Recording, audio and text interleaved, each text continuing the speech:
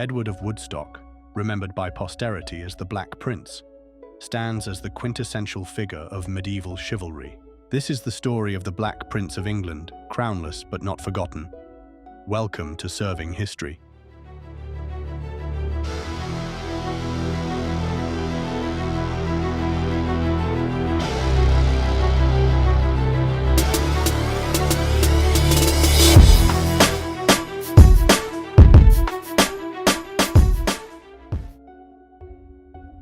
Gallant, magnetic, and devastating in war, he never wore the English crown, yet his martial legend has reverberated through centuries of chronicles, ballads, and scholarship.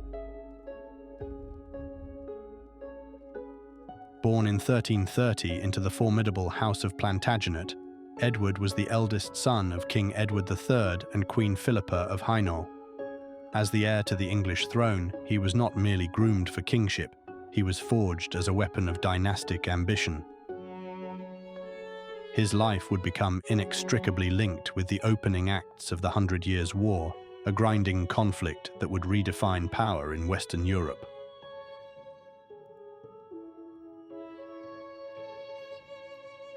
Edward's youth coincided with his father's bold claim to the French crown in 1337, a political gambit that ignited a century of war between England and France.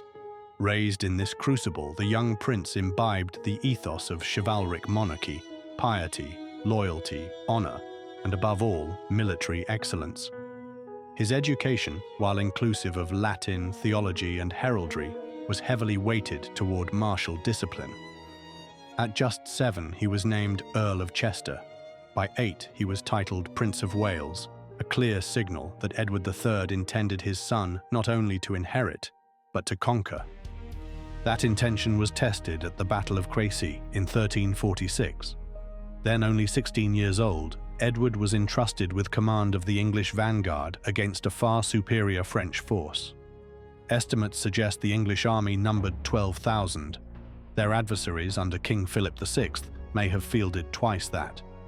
Yet it was young Edward, leading archers, men-at-arms, and knights on foot, who emerged as the day's hero. According to the chronicler Jean Froissart, when his line came under extreme pressure, his father declined to send reinforcements, saying, "Let the boy earn his spurs." He did just that. The English victory at Crécy was devastating for the French and immortalizing for Edward. The longbow, deployed in disciplined volleys, decimated enemy cavalry, and Edward's personal bravery became legend across Europe.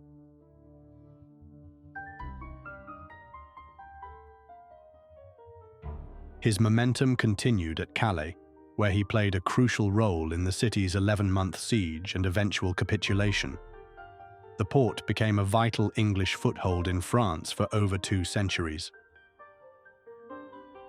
In 1348, Edward III established the Order of the Garter, a knightly order steeped in Arthurian mythology. Fittingly, Edward was named its first and foremost knight, a signal of his growing symbolic stature as the embodiment of English chivalry. But it was the Battle of Poitiers in 1356 that sealed his reputation as a master of war. Deep within French territory, Edward led a force of some 6,000 men against a vastly larger army commanded by King John II of France. With his troops exhausted and vastly outnumbered, Edward refused to retreat. He orchestrated a brilliant defensive deployment, anchoring archers on elevated ground and using terrain to funnel the enemy. The results were spectacular. The French cavalry was shattered and the battlefield dissolved into chaos. In a moment that stunned Christendom, Edward's army captured the French king himself, as well as his son, Philip. The king was transported to London and held in honorable captivity for 4 years. The ransom eventually agreed upon, 3 million gold écus, was astronomical. The Treaty of Bretigny in 1360 formalized a temporary peace, securing territorial concessions for England. Edward, meanwhile, was hailed across Europe not merely as a prince, but as a sovereign in martial ability. Yet victory did not guarantee ease. In 1362, Edward was granted the Principality of Aquitaine and established his court in Bordeaux. There, he sought to pivot from warlord to administrator, a transition complicated by fractious Gascon nobles and the burdens of governance.